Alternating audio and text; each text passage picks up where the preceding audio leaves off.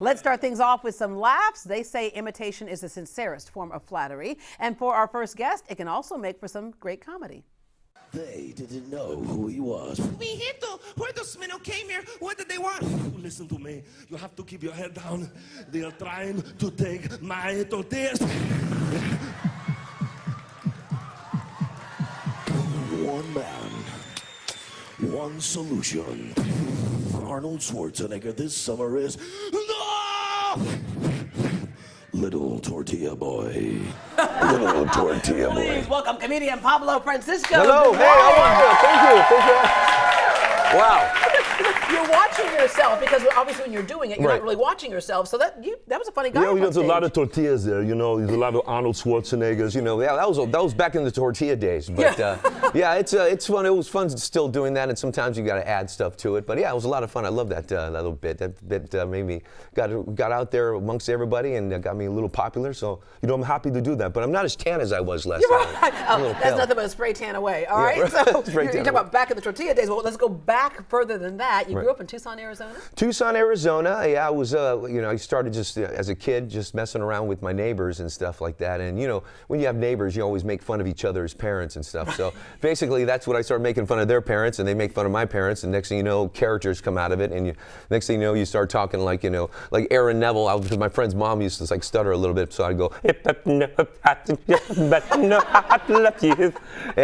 from that point on, it was just you know, going to school, you know, meeting all my friends, and when you start generating, you know, fun things to do, and I would just get a tape recorder and just hit record and start just I messing like around. the way you did that because somebody the other day said that they go, "What's a tape recorder exactly?" I said, "Okay, what you do is you had like a little box and you Right. press the two buttons down Right? if you're No, recording." yeah, it's the red in the play. Yeah, you put it down. Exactly. Some people go, "Hey, it's a phone right now, and it's also a GPS." So, Yes, right. Yeah, right. exactly. You know, it's internet, everything, right? All right. So when did you figure out though that you were good enough to get up on stage and do it? It's one thing when you do it around your friends, joking around your family, but to get up on stage, that can be a scary thing. Yeah, that was, I remember there would be like talent contests and stuff like that. And I remember there was a Black Angus Fun Bar. They had a talent contest there. So I took my brother's fake ID and I went in there and started goofing around there. And after a while, you know, all these, when a comedy club opens up in your town, you just desperately want to go there. But I was like underage, so I just snook in there, did a few Arnold Schwarzeneggers, this kind of thing, and then went into Casey Kasem, like, I'm Casey Kasem, and it's time for a long distance dedication. It reads, Dear Casey, my ex-wife was mauled by a bunch of pit bulls. Would you please play Who Let the Dogs Out? That kind of thing. So. But in that kind of sense, so yeah, just you basically fall into it. A hobby becomes your career. So I mean, it's I've been blessed very much with you know, people responding. The internet, it works for you, and it kind of works against you. But so far, it's been Mentos. Yeah, okay, I love it because when I first was aware of you, is that it's that movie guy. Because when you did it, it's like everybody went, yeah, who is that guy? Yeah, You actually met that guy. I met didn't you? Don LaFontaine before he passed. He walked up to me and he goes, "You know what? You do me better than I do me." You know, and thank you. And we got to meet each other. We hung out. Frank Caliendo, he was a comedian impersonator too. He's incredible. He got us both together one time, and I went to Don's house, and he goes, "You know, let's go downstairs and let's do some voiceover." And I went down there, and it was amazing how he just was able to go from evil to happy. You know, this summer has Brady written all over it, to someone's playing a deadly game. So it's like, and you know, he said there's money in it, and it was fun, and so I do a little bit of voiceover, and I put it in my act, and it all works out great. So when you told your parents, hey, I think I want to be a comedian, you were 17, you started doing stand-up 17, comedy. right. Were they happy about it, or they have other plans for Yeah, you? my dad was really, you know, because I would come home a little drunk sometimes. And go, "Hey, man, I'm on stage." At 17? Yeah, well, 18, but still. Yeah, my dad wasn't too much of a fan of it because he didn't really understand it. There's no college and there's no university for it. But there's a lot of comedy clubs around. So I started hitting those, and after a while, you know, I wrote a few commercials, and I got myself in those commercials, so my dad would see me on TV and go, "Okay, That's my son. That's Yeah, my yeah, boy, okay, he's doing chicken commercials." But, you know. He's getting a paycheck, right? Yeah, absolutely. But just from chicken to pizza, you did try the other job, Domino's. You worked at I Domino's. worked at Domino's, and I would try my material on my my manager, and the drivers. So when it worked there, it all started happening. So Domino's Pizza. But then when I got fired, I go, "Okay, it's time to work the circuit." Yeah. So I worked the circuit for a while, and it just, you know, moved to LA, and it all been, you know, I've been having a great time since then. Yeah. Right. Kind of like like your dad saw it.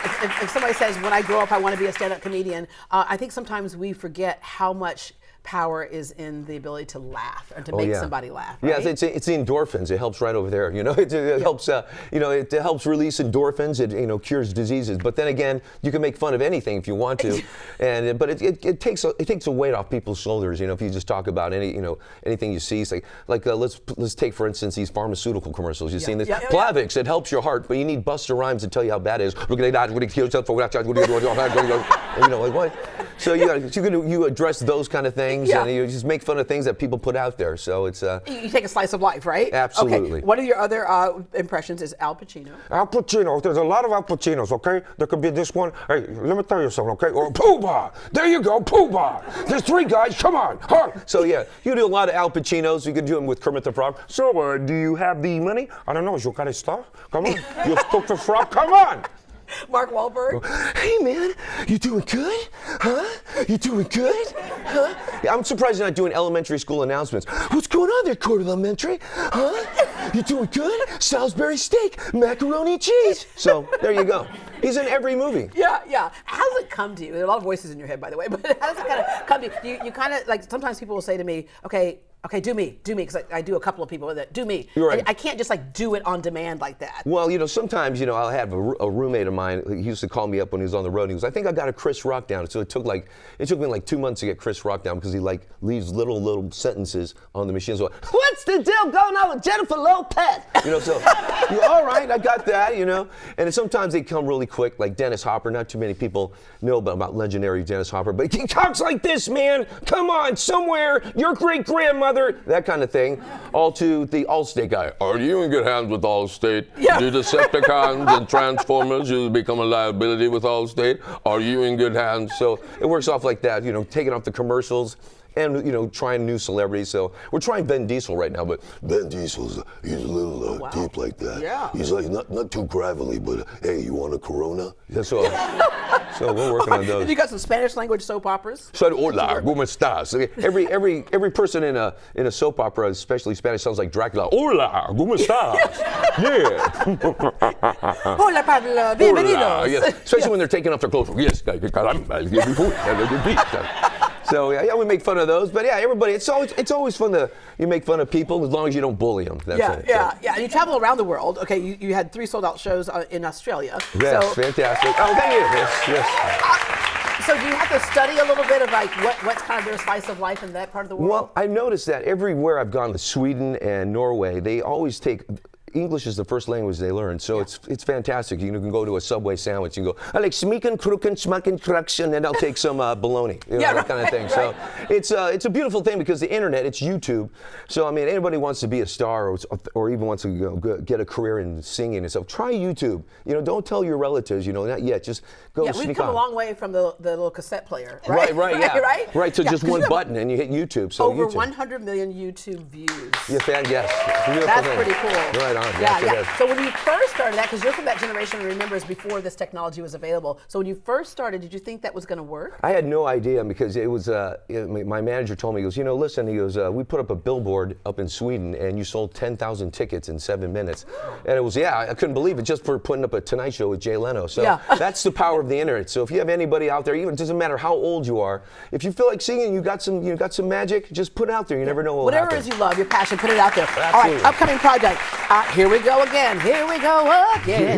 Here we go again. Yes, that's my next special coming out. It's basically we're just gonna talk about all the goofy stuff out there, all the reality shows and all the crazy commercials, and we're gonna try to put it in there and put some cartoons in there. So it's gonna be Pablo divided by the square root of Family Guy kind of sort of cartoons. So we're gonna see how it works out and hope everyone enjoys it and see if you like it, download it. Yeah, absolutely. But if you like this right now, Pablo Francisco is performing at the Houston Improv tonight through Sunday. By the way, thanks for getting up early and coming in since you're working tonight. Tickets start at $22 and are available online. Log on to greatdayhouston.com and we will connect you. Pablo Francisco, thank you very much. Thank you for having me.